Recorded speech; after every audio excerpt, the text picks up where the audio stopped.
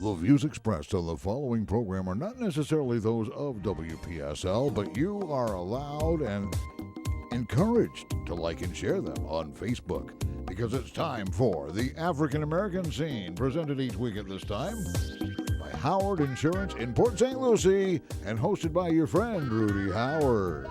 Good evening, good evening, good evening. I'm always glad to be with you here on a Wednesday night. Boy, oh boy, there's a lot of stuff going on. But I have a guest tonight, so you can't fight with me directly. That's right. So you're going to have to wait till next week to fight with me. I got my referee shirt on and my hand on the phone and standing by the service. But I have Marisol Zequeira here with me tonight. And if you recall, she's an immigration attorney. And I met Marisol some years ago when we both served on the Allegheny Franciscan Board. Boy, I bet you didn't know that about your host, huh? I was on the Allegheny Franciscan Board, and one of the things that we did was we looked at worthy causes,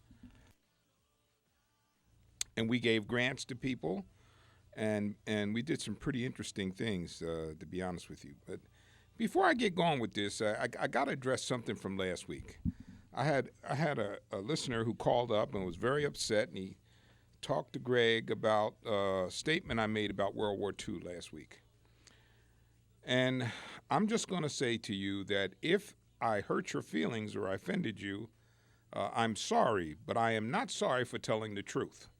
And what I told you last week was the truth. I gave you the statistics for how many Americans died in World War II, and I gave you the statistics for how many Russians died in World War II. And I double-checked myself because I was going on memory, and I was right on the money. So I don't apologize for that, but I do apologize if I offended you. Right. We have no intentions whatsoever of offending any veterans, especially. Yes, absolutely. I have family members who are retired veterans. I have a very good friend of mine who is a retired veteran. So accept that as you will, but I will always tell the truth to the best of my knowledge. And as Cliff will tell you, repeatedly, I do heavy research to try to make sure that when I come on here each week on Wednesday night, that I'm able to provide you with information that is factually based, not things that I've made up. No, research includes studying on historical events and things like that, and statistics, especially. That's all verifiable. He just doesn't look like you say. He just doesn't make this stuff up. Right, exactly. I don't make it up. Now, I know we're all dying to talk about Trump's visit this week, but I contacted my friend Marisol because I'm very concerned about what's going on in the immigration front. And she was on here before, and she was very enlightening. And Marisol, please say good evening to my listeners. Good evening. Good evening. Can you hear me? Yeah. Can you hear me now? Yeah, absolutely. I am delighted. I'm not delightful. I'm delighted to be here today with both of you, and hopefully I can help clear up some maybe misconceptions, misunderstandings, give some information on whatever Rudy calls on me to do today. Okay. Well, listen, one of the things that we have seen, we've seen a lot of short snippets of information and flashes of a video about things that are going on the immigration front. And we've heard things that are being said by the DOJ. And I guess part of what I'm concerned about is that it seems to me that we're moving further and further away from our traditional American values. Are you feeling that too? Oh my God, I'm feeling like I need to find a therapist and lay on the couch and start, pouring my heart out. You're just talking about the one issue that is very near and dear to my heart. I mean, I think we can all agree to disagree on what is the best way to secure our borders, what's the best way to ensure legal versus illegal immigration, what's the best way to deal with 11 point, however many millions of undocumented people. But I think the one thing we will all agree on is that when it comes to children, when it comes to babes, when it comes to what's happening at our borders today, where the new policy, the new zero tolerance policy of this Attorney General towards would-be refugees, which is that, let's not confuse the issue. These are people who are fleeing horrific situations in their home countries. And we have always been a country that provided moral standing when it came to issues of refugees, So to see this happening in my lifetime, I've been practicing immigration law for 28 years. I know I look young, but I am not. You folks can't see me, but I really look young and pretty and all of those great things that everybody sees in the mirror. Yes, it's true. She is. In any case, since you can't verify this, I will tell you this is what I look like. But after 20 years, I never thought I was going to see this. To go back to the issue of having children of immigrants separated from their parents. I mean, if you think about it, these are very young children who are traumatized by the trip that they're taking, and to be ripped from their parents' arms and then not know where you're going to go and who you're going to be with in a strange culture, in a strange language, and we don't even know where we're going to be housing these children. The HHS, which is responsible for these kids after they're separated from their parents, was completely unaware that this policy was coming down. Yeah. So And I don't know. I am disillusioned to a large extent about why we're doing this, because all of the information that I have been able to discern shows that illegal immigration has been on the decline since 2009. And now all of a sudden now this has become a very hot topic. Now, people don't like what I have to say about why it's become such a hot topic. But all of a sudden now it's become a hot topic when it's on a decline.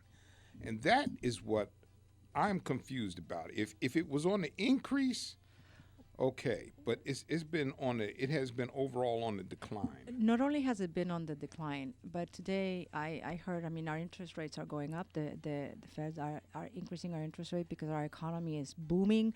We have supposedly, this is what everybody's telling us, we have low unemployment and high, an economy that's growing by leaps and bounds. So I don't understand then, if we have low unemployment, what are we so afraid of? Why can't we protect some people that are at our border and truly need help?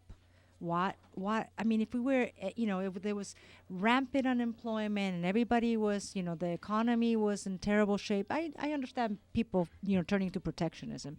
But I don't understand that when we have a booming economy that can welcome, especially would-be refugees. Yes. People who have experienced violence that, I can sit here and tell you about my clients. That's all I have is personal experience, stories that I know for a fact to be true. And I can...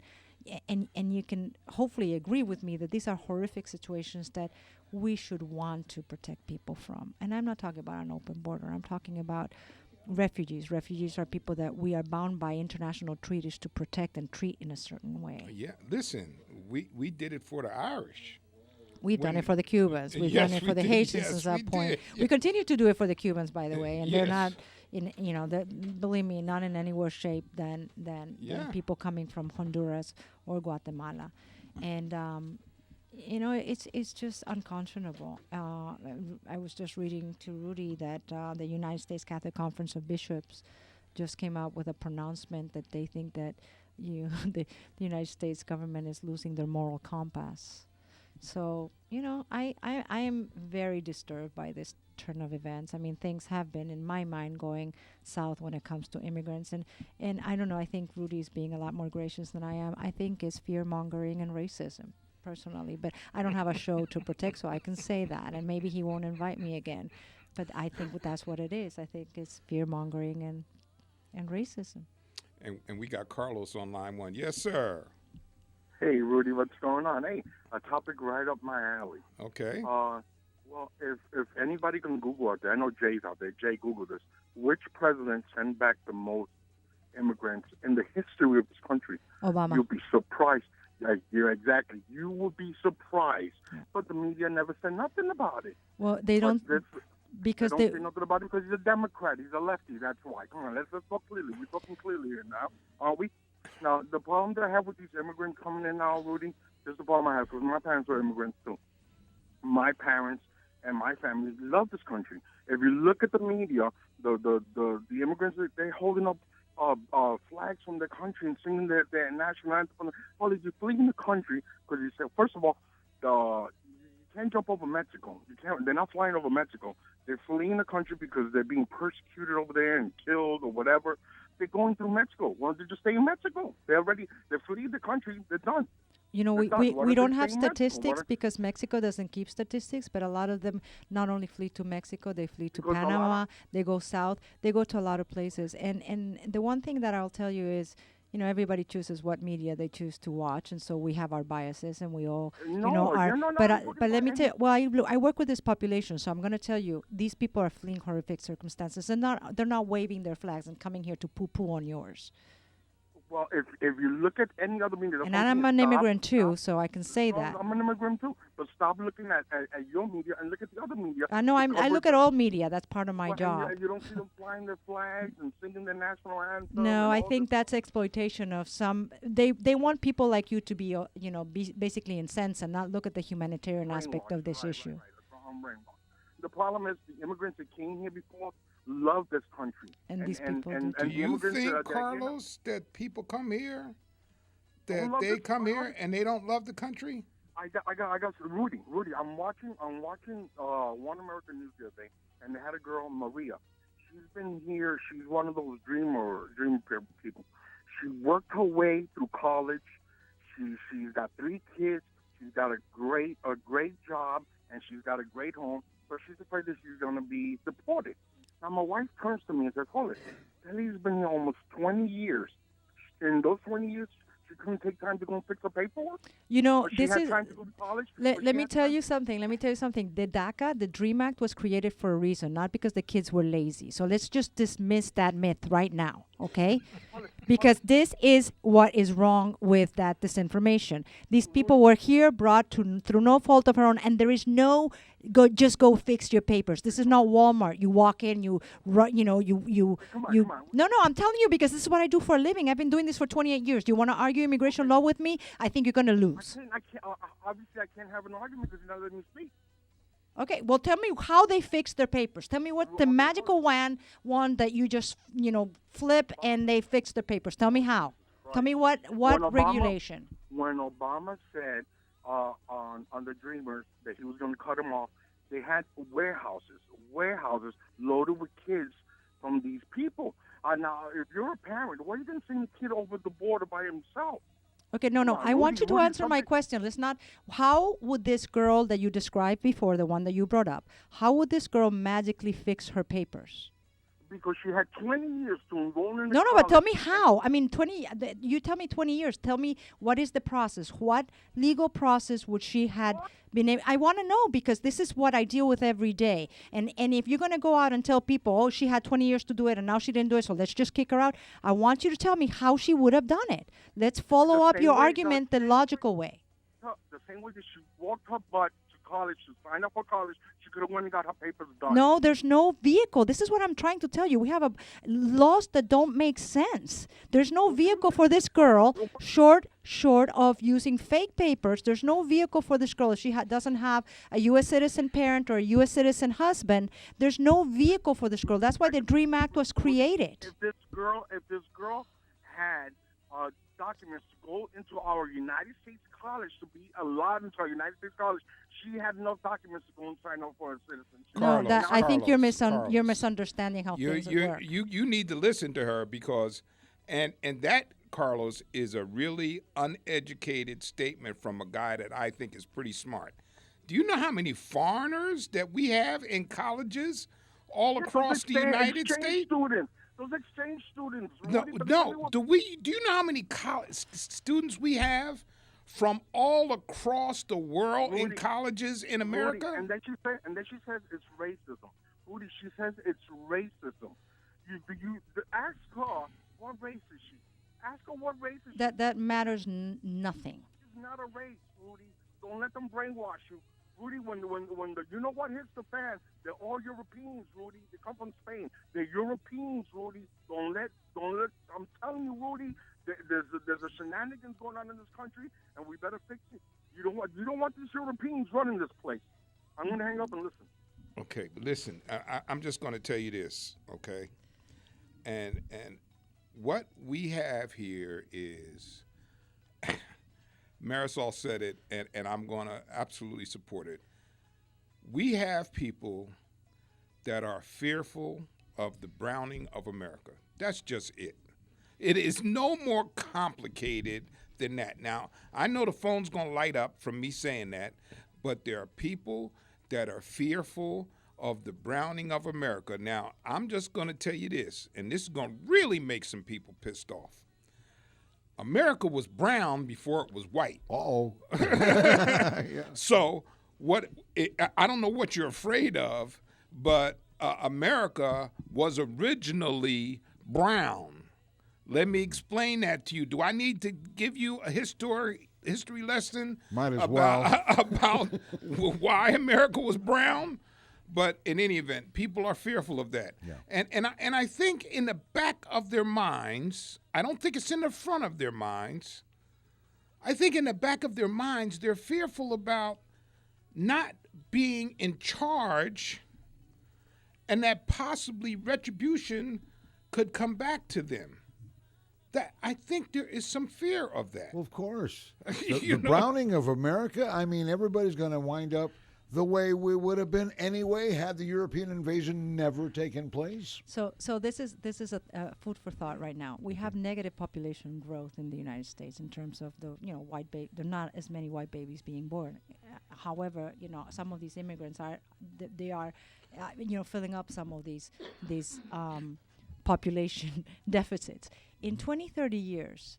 I mean, right now we find it very scary, but in 20, 30 years, that's going to be the workforce that's going to provide for Social Security, Medicare, absolutely. And stuff. So, and if we don't have that, people like me are probably going to be, living under a bridge and not having, anyone. There will be no Social Security. So, I mean, if we want to be practical about this kind of stuff, we need this workforce, whether we realize it or not. I represent employers who can't find employees that will do what they need them to do and are resorting to this labor. But of course, this labor is undocumented, and then they're having problems for that reason as well.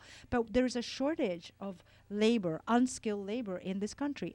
And I think, the fact that we have a very, very small percentage of unemployment, points to that, the fact that they're not taking your jobs. If anybody that can come here and can get a job and they're still here, they're not taking your jobs, folks. So this is definitely because some people are afraid that as that negative population growth in some ethnicities, continues and others are taking over, that there is going to be a browning of America. But I don't think we can stop it, and we might as well embrace it. You can't stop it. It's inevitable. It's going to happen. And it's going to happen not because Rudy said so. No, it is going to happen because Rudy said so. Well, I've been saying that all along. Of course it is. It's going to happen. I'm thinking that the whole world could end up looking more Egyptian. You know what I mean? Oh, I think, listen, if you just look in St. Lucie, Port St. Lucie, St. Lucie County, there is as much mixing of the races in St. Lucie County as any places I've ever lived in my life. You want to see some beautiful people? Look at these children. They're growing up, and they are knockout beautiful people. Yeah, and I mean, I'm talking and my son was at Treasure Coast High School.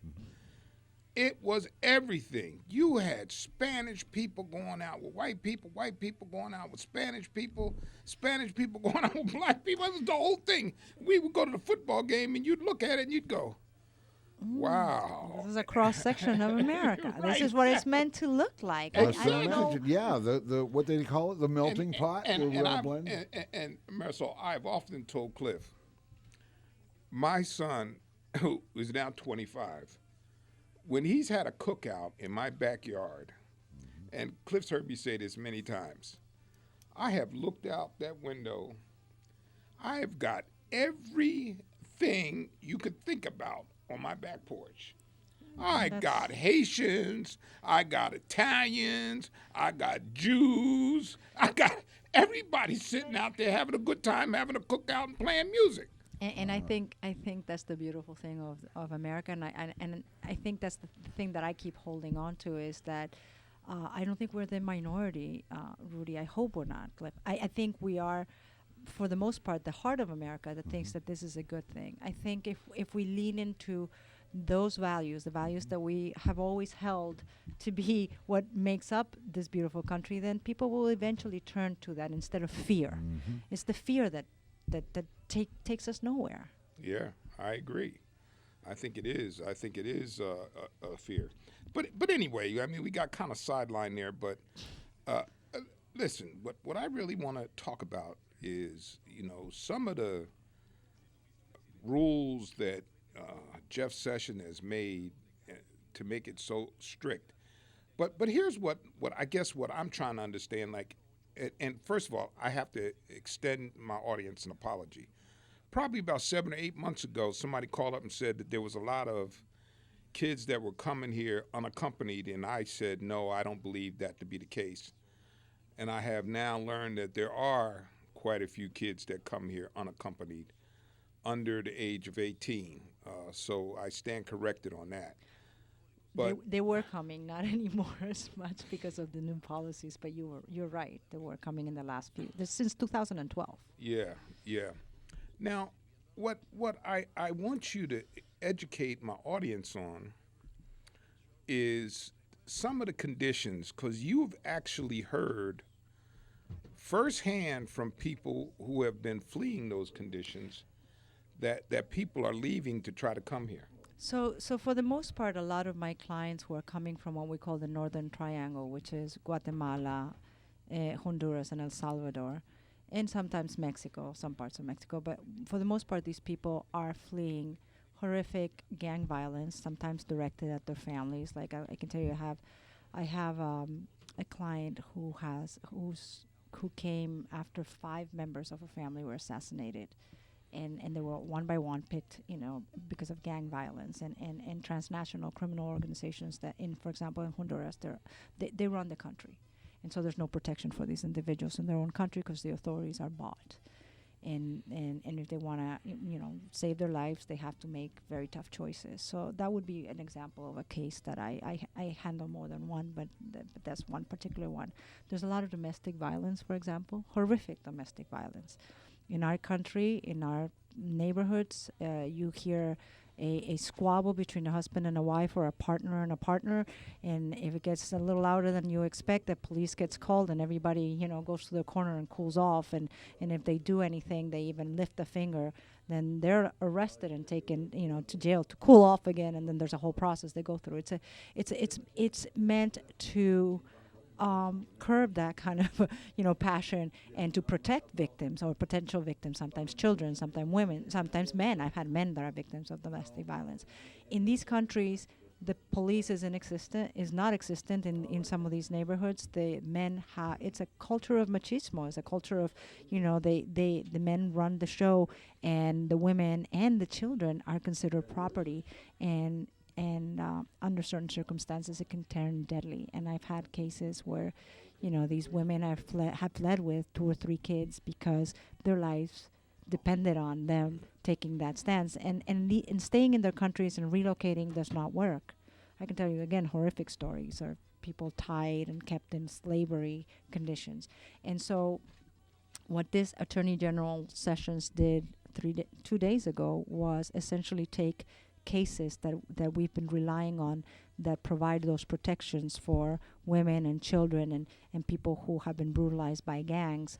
And it's taken the opportunity for them, or made it very, very difficult, I should say, for them to actually prevail in a request for protection for asylum. I got a caller here. Let me get Winnie on here. Winnie, how are you? How you doing? Good. And happy Father's Day to you. Thank you. You're welcome. What you think about the Donald and that North Korea, Han Jong, and when he got that funny name? What you think about? Remember what that was about though between them two? Well, I'm going to tell you that I'm going to talk about that next week. This week I'm talking about immigration. Do you want to make a comment about immigration? Oh, no. No. Okay. We're going to talk about that next week, about them two. What they got going. Yeah. Okay, no. Okay, well, call me next week then. Okay, bye-bye. All right, Mark on line 2. Yes, sir. Rudy. Yes. Rudy, this is Mark. How are you? Good. How about yourself? Very good. That lady that is speaking with you, is she there in the studio with you? Yes, she is. Okay.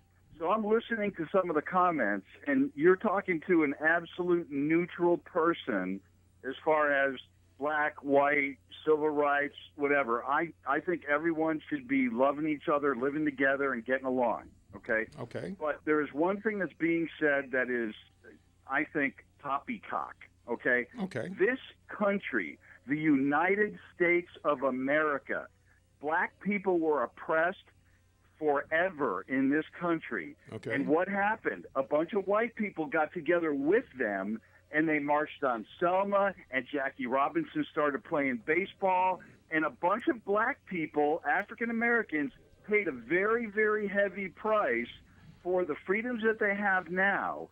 And now this lady that is sitting with you is saying how everybody is oppressed in all these countries, and they're running to the United States, okay? If everybody in the United States ran to other countries when we were having all those other problems, which everything seemed insurmountable. If you were a black person, you couldn't drink out of a white person's drinking fountain. How ridiculous, okay? So all those things had to be overcome in this country. And if all the African Americans ran to other countries for political asylum, none of that would have been accomplished. So you know what? We do not take immigrants illegally into this country. I don't care if they're 2, 10, 50, or 100 years old. You don't like what's going on in your country, you stay there and you fight to make it right. Well, you don't come to another country and overflow us. You could have with told that to illegal the aliens. Nazis and the Jews that were being, come on. Mark, I'm disappointed in you. No, why are you disappointed in I me? am disappointed in you. No, Rudy, if you I want your disagree. country to be better, you fight for it. You don't run from it. The fundamentals have to be in place in order for you to make a difference in your country. There were no fundamentals here. Yes, there was. Yes, Yes, there there were. was. Yes, there were. There was a U.S. Constitution, but no one was paying attention to it. Well, yes, we they were. We were treating blacks terribly. I don't think you can compare, You the just- 1950s, the 1940s, the 1930s, and beyond to what's going on in Honduras and No, Guatemala right now. You can't because they're. No. I certainly don't not. agree with you. Listen, Mark, the fundamentals were there. Now, I will tell you, I have frequently been disappointed. One of the things that conservatives tell me all the time is about how they hate government and they want government to shrink. Well, I don't hate government. And the reason why I don't hate government is, for God's sake, I can't even imagine what my life would be like without the government, because the government, while it gets it wrong sometimes, for the most part has come through and helped us to get to where we are today. Not perfect, but it's helped us get to where we are today. Those fundamentals were there. There were things that we had to work with. Now, these people in some of these places that Marisol's talking about, there's no fundamentals. If you speak up, you die. But Rudy, this country, before there were fundamentals, someone had to fight the British, and a bunch of Americans got slaughtered to make all these foundations be put in place.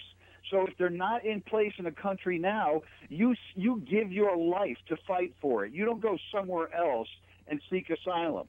If you're Guatemalan, you stay in Guatemala and you make it right. Do you know when the asylum laws were passed? Do you know what promoted that? Do you remember the Second World War, the Holocaust? There were many people that died because there were no systems in place to protect people who were fleeing from persecution, which is what we're talking about. We're not talking about strife. We're not talking about, and I agree with you that what happened to the African Americans in this country during many years was horrible. But we're talking about completely different situations, and we're living in the 21st century, and we've learned certain things. There's certain international treaties we are signatories to that talk about protection of people. I mean, when we look at those kids in Syria and we say how horrific that these regimes are fighting it out and these kids are being bombed, do you think that these kids just need to be they're casualties of war and we don't need to care about them?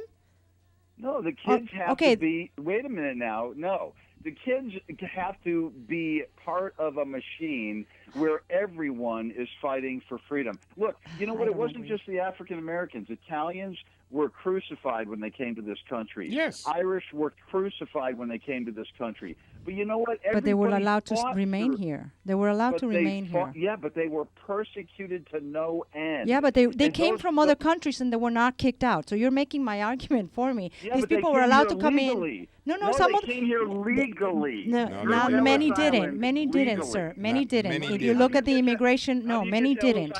Many didn't. And not come here because what happened during many of these years, there was a lot of roles.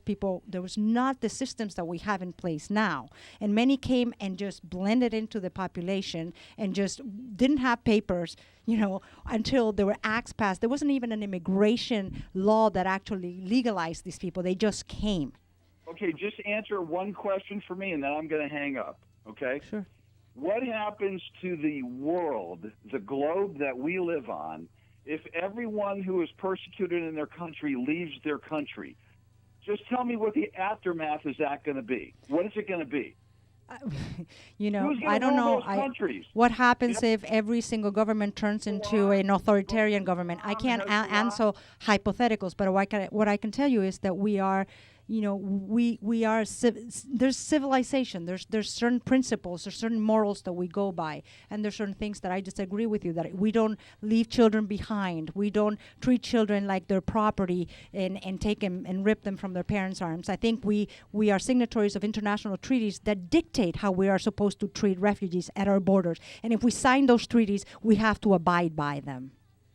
Well, yeah, but the problem is there were too many treaties that were signed with the wrong information and the wrong parameters. Then you go back and you renegotiate, but you don't do what we're doing. That's what we're doing right now. No, we're not renegotiating. We're basically changing the rules without even giving our own agencies a chance to even adapt. Look, the bottom line is this. I got another call, Mark. Thank you very much, though. Carol on line 1. Yes, Carol. Hey, Rudy. I agree with some of the things your guest is saying, and I disagree with some. But I'm going to start with the one I agree with because I'm going to back you up. Even though I'm a conservative, and in general I support legalizing our borders, the fact is there are no existing, and I say this on Facebook all the time, there are no existing procedures for someone who is undocumented to apply for documentation while they are currently illegally within the state. Okay. They have to leave and come back. And then there's 10 years of penalty. Argue that they've had all these years to address that. I'm backing you up. Was it Marisol? Yes, it's Marisol. Okay. I'm just, even though I'm on the other side, essentially, I'm backing you up on that. So anyone who's of my persuasion can be more educated that you're right. There are no legal procedures while they are currently illegally within the states. That's why at sometimes they said, well, we'll deport them and then let them come back. And I said, that's a stupid waste of money. I agree with you on that. Where I'm going to disagree with you is Jeff Sessions changing the rules. No, I'm sorry. The previous administration changed rules but didn't do it properly. Even though I had voted for him, it's my biggest problem with Obama is that he was doing things off the books, on the sidelines, and things like that. I would much prefer that he had not done it and continued to use that to force the rules to change to accord both with our American, you talk about the American values. One of those is a respect for the rule of law. Okay, so now, Okay, wait a minute. Before we move from that, so are you telling me that you accept that President Trump has done everything in accordance with the American rule of law? Yes. Really? Yes. Okay. Well, let me just address the AG Sessions issue, because this is one issue where I do have expertise. Let me explain to you why I said what I said, so that Okay. and we can disagree. This is the beautiful thing about this country, and I respect your views. You hopefully respect mine. But this is Attorney General Sessions took what has taken 20 years and I'm not talking about executive orders. I'm talking about legal precedents that we have developed over the last 20 years that I've been in practice, and probably even longer, in terms of what asylum law protects and doesn't protect. And he took those principles, because he did not like who it was benefiting. He actually did not like, it's in his decision if you read it. It's a matter of AB. He did not like that it was protecting victims of domestic violence in Central America, even though I'm just going to disagree that it's because he didn't like it. No, it's in his decision. He basically zeroed in on this population and said, this is why we're doing this. If you read matter of AB, it's in there. And the reason why he did this, in his mind, and I understand that his logic is, listen, there's an influx of these people. I think we had, these immigration laws are broken. Congress is not giving me what I want, so I'm going to take ownership of these decisions, and I'm going to rewrite some of the legal principles. What's going to happen from the legal perspective is that what he did, and this is a little bit technical, but that he took Board of Immigration Appeals decisions that he is actually the head of, and rewrote certain principles. What's going to happen is that's going to go to the federal circuit courts, and I can guarantee you it's going to start happening. It's just going to take 2 or 3 years and a lot of anguish in between, but these circuit courts are going to reverse that. Okay, but the other part of it is 80% of them, when in the courts, were denied anyway, because the statute as it exists does not protect people from domestic violence. They protect people from governments. No. So I'm going to say that from a humanitarian aspect, I agree with you. But from a legal aspect, I disagree with you, and I think the appropriate thing isn't to condemn Jeff Sessions, who is not currently in Congress, but to force Congress to change the rules to accord including sufferers of domestic violence where there are no other recourse. Like you said, they don't have the existing laws. They don't have the existing governmental. The Senate passed a bill, a bipartisan bill, that would have solved the immigration situation, and they would not put it up for a vote in the House. Yeah. And the House passed one that was very restrictive. Addressed some things, including the border wall, which I support, because I think we'll have less of the illegal problem where you have a wall rather than a porous fence, okay? But the Democrats didn't want to vote for that. So my point is, I think what we need to do is unify our voices and say, okay, let's include legalization of some of the humanitarian aspects you're bringing up so that they can come in legally, and we don't have the problem with, I don't like the fact that the first entrance of a lot of people is illegal.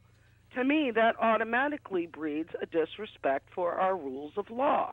So I would like to change the rules of law to accommodate some of the things you're talking about. And I don't believe that just ignoring it is the appropriate way, which absolutely. is the biggest reason why instead of going door to door on a walker with a broken leg when I was trying to get votes for Obama, I turned against him because instead of doing things appropriately, he took the convenient, easy path by sidestepping, which to me is the same as holding up the liquor store rather than earning the money to buy I disagree with you so strenuously. I know you do, Rudy. And I'm going to tell you why I disagree with you. He tried, especially in his first term, to reach out to get people to work together. He was rejected at every turn. Now, wait, let me finish. It is his responsibility as the president to continue to try to bring people together. I will accept that he has that. But I would tell you that if it was me, I would have given up way before he did. You got people talking about they couldn't stand to be in the same room as him, and he invite them over to the White House for dinner, and they don't come. He make phone calls. He make phone calls to the Speaker of the House, and they don't return his phone calls to the President of the United States. And you want to know why he did some of the things he did? No. I'm saying you can't condemn people for undoing it and trying to force it to be done properly because he didn't do it the way that it could be easily undone.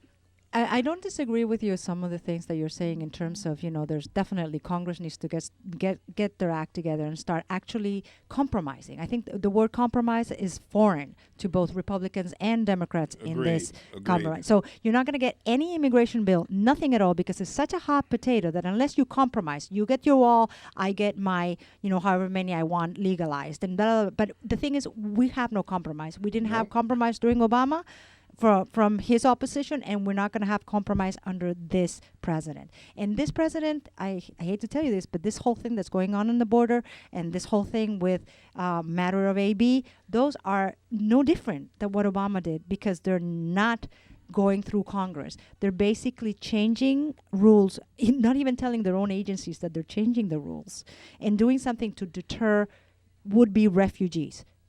People who are fleeing horrific situations. Okay, what you call refugees, like I said, on our legal books, is not considered refugees. So the point is you want to change the definition. And I'm saying, all right, change the definition properly. I got to let you go because I got another phone call. But I love to hear. Humanitarian efforts are great. I love to hear from you. So, but I have to get to this other phone call. Take care. All right, take care, Carol. Steve. Yes. How you doing, Rudy? Okay, buddy. Jesus, this is the longest hour you've ever had. Is that good or bad? No, we're time crunchers. Being immigration is pretty simple. Line up, fill out the form, check you out. If you're good, you're in. If you're bad, you're out. Tell that to the millions of employers that are going to lose business because of that. Yeah, but we can't have criminals here. No, I know, but you're going to. Give everybody a number. I think there's no simple solutions to immigration. This is the problem, that everybody wants to come with this black or white solution, and there's none. There's a lot of gray, and we need to learn to compromise. No, you can send a couple of the Russians if you want. Who cares? But the point is that this is a diversion. There's a lot of important things that need to be done in this country, and immigration is really a very small thing when you look at it. It can be done in a day. I disagree with you so wholeheartedly. It's not that easy. It's not You're one that of these easy. people that likes to drag everything out. I like to go in there, chop off.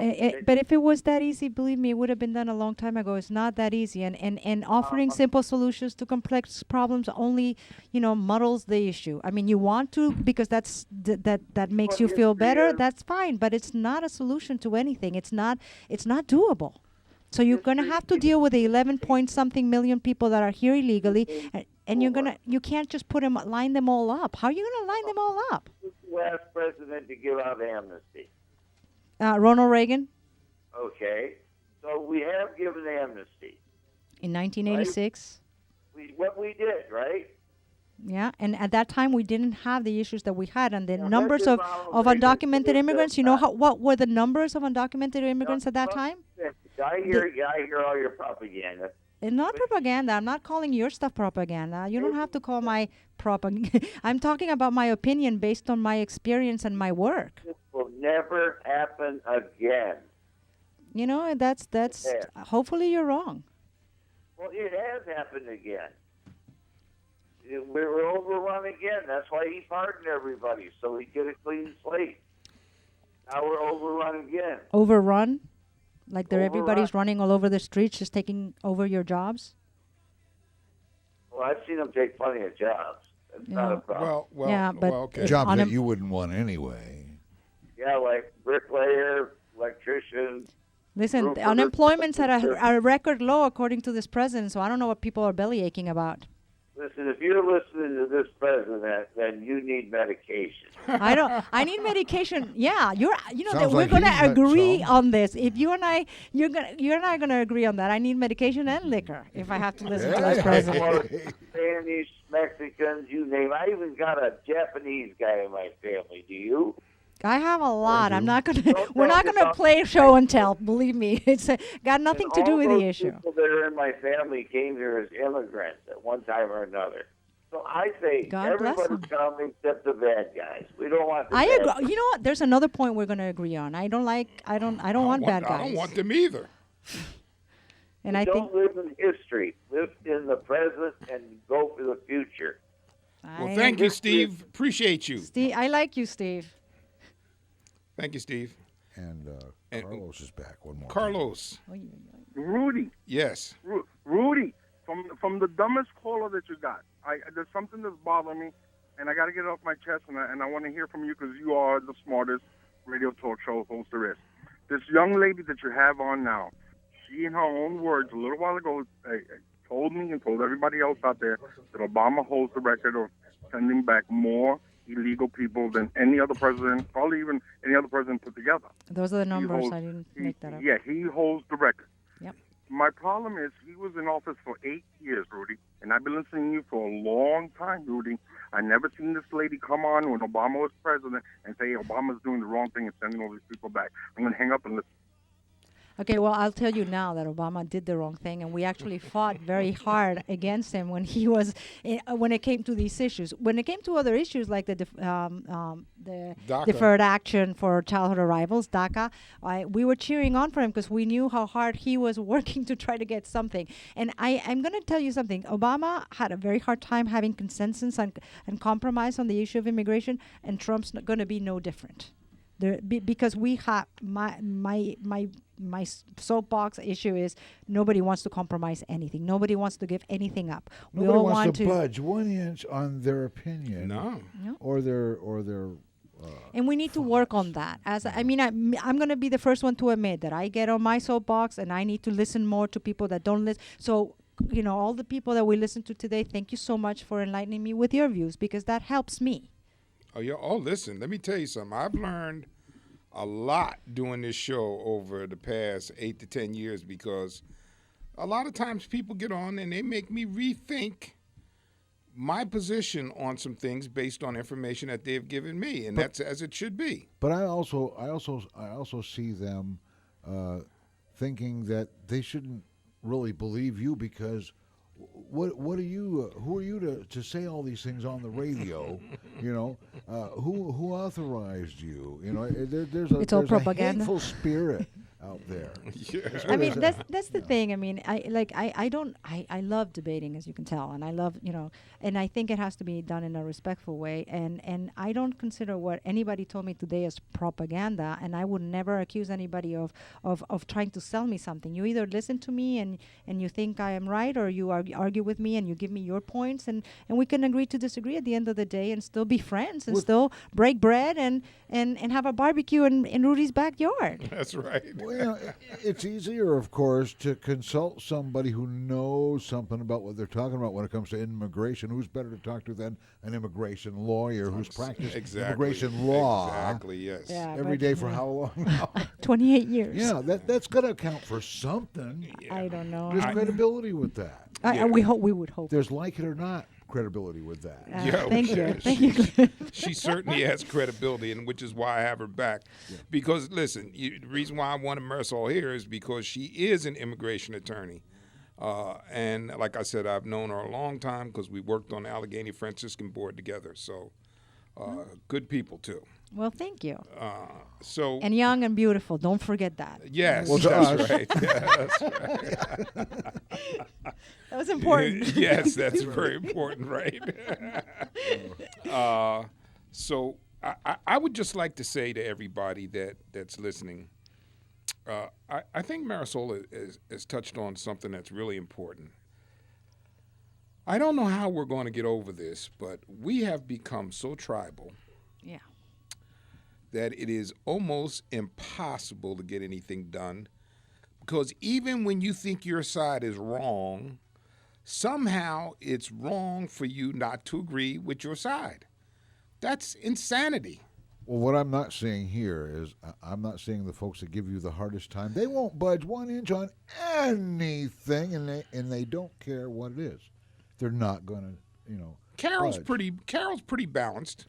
Carol was very good, I thought. Carol will give in and give some honest thought to what it is that we're talking about. Well, she'll recognize your research, and you didn't come in here empty-handed. Yep, she does. So I can't say that's true for her. But that's where we got to get to. Oh, yeah. Well, Marisol, I don't even think we got to all the things that we wanted to get to. No, you have a list here of how many? Yeah, I don't do Roman numerals, but he's got a whole list with eight. She'll I have to believe. go Oh, my back. God. Yeah, right. Yeah. Well, Marisol, you'll just have to come back again. Well, thank you. I love coming here. I'd like to thank you for coming. And, folks, I hope you enjoyed this week's African American Scene. God bless and be safe, and I will see you right here next Wednesday for the African American Scene. The African American Scene with Rudy Howard, presented by Howard Insurance of Port St. Lucie. Heard every Wednesday evening live at 6:05, right here on WPSL Port St. Lucie. Also, archives of this show can be seen on YouTube. Go to www.wpsltv.com for our YouTube archives of the African American Scene with Rudy Howard.